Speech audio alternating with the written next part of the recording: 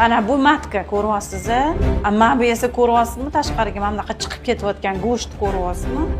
Normada unaqa bo'lmaydi-da. Bachadan ichida joylashib turib, endometri qismidan kattalashib turib o'sgan miomalar ko'pincha tashqariga qarab turib, yo miomani ichki tarafini deformatsiya qilib kattalashib o'sib ketadi. Boshqa opa, miomalar o'suvchani ham bo'ladimi? Albatta, miomani o'zi aslida paydo bo'lgandan keyin vaqt o'tish sabab ozgina sekin-sekinlik bilan ko'payib kattalashishi mumkin-da.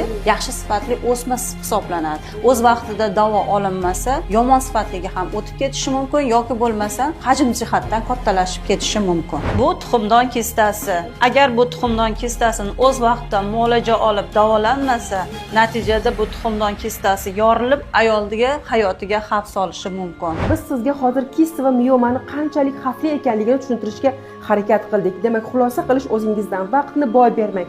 Hoziroq Genoflora mahsulotimiz bilan kista va miomani oldini olishga erishishingiz mumkin.